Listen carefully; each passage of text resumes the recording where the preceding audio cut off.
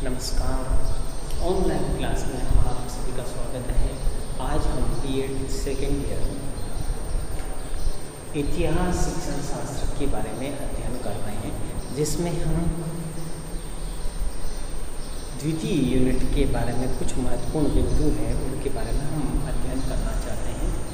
सबसे महत्वपूर्ण है कि आप जो पढ़ाते हैं वह अधिगम कितना बालक उसको ग्रहण कर रहे हैं, वह उस बात पर डिपेंड करता है।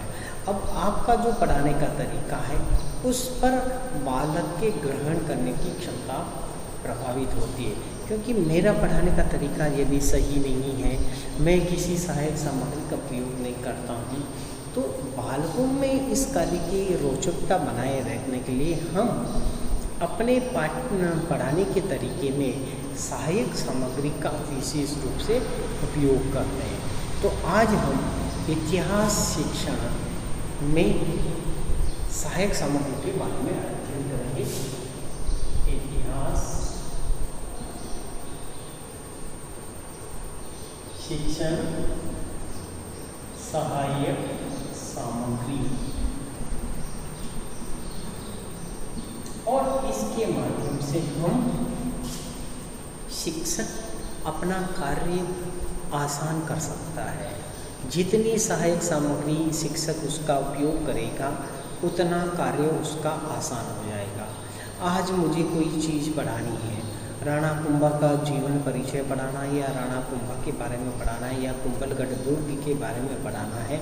मैं कुंभलगढ़ दुर्ग का फोटो ले आता हूँ या मॉडल आपके सामने रख देता हूँ, तो उसके बाद में मेरा काम आसान हो जाता है।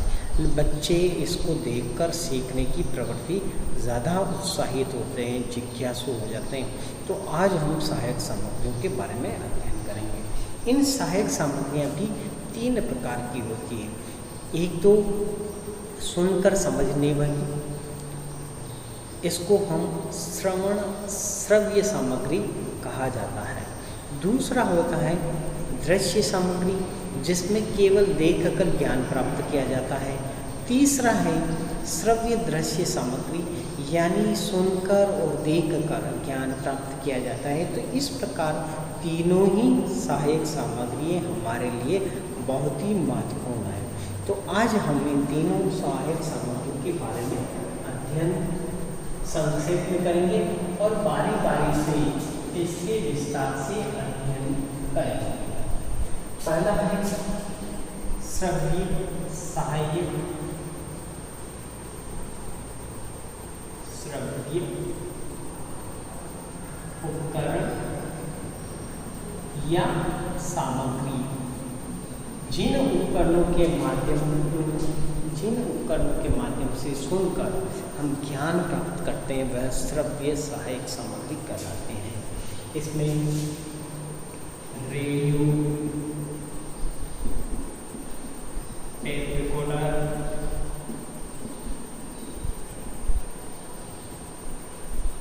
ग्रामोफोन,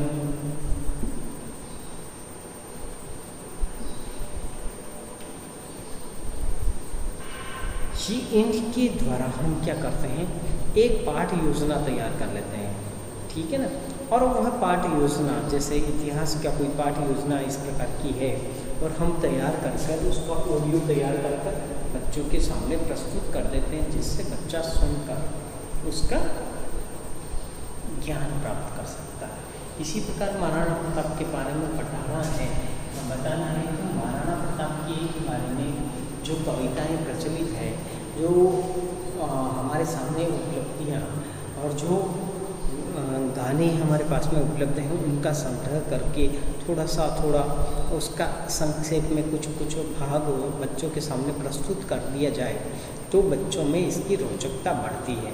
और इस प्रकार की ऑडियो बनाकर बच्चों के सामने प्रस्तुत कर दें, और वर्तमान परिस्थिति में कोविड-19 के परिस्थिति में ऑनलाइन पढ़ाई पर विशेष जोर दिया जाता है, तो श्रव्य सहायक सामग्री, जो कि वर्तमान में सरकार ने भी इसके ऊपर बहुत काम किया है, तो वर्तमान में पाठ योजना तैयार करके आकाशवाणी पर इसका प्रसारण प्रारंभ कर दिया गया है। जिसके माध्यम से बालक उसको सुनकर उसका ज्ञान प्राप्त कर सके।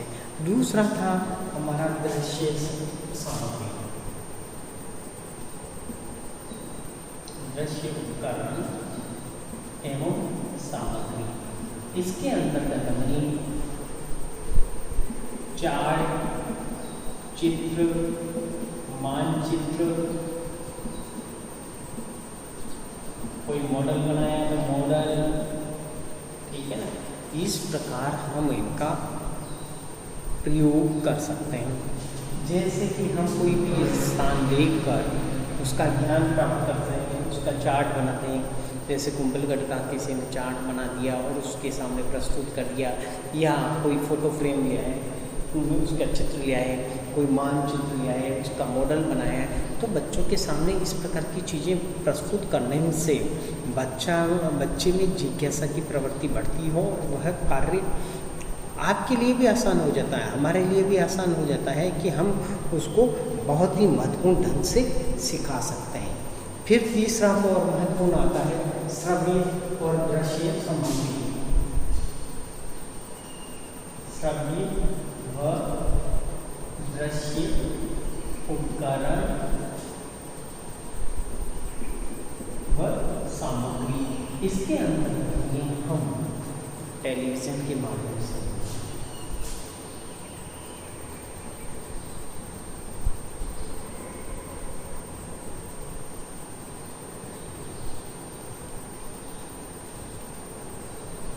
कंप्यूटर के माध्यम से, नेटवर्किंग के माध्यम से इसका ज्ञान प्राप्त कर सकते हैं। और हम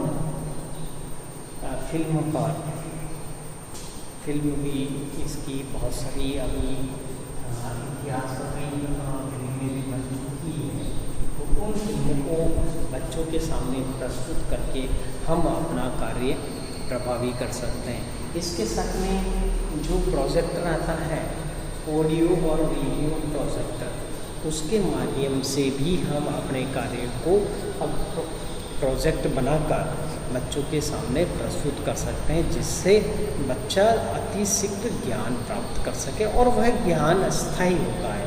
तो इस प्रकार श्रव्य दृश्य सामग्री सबसे महत्वपूर्ण कड़ी है बालकों के सीखने की। तो आज का हमारा ये टॉपिक यहीं समाप्त होता है। धन्यवाद।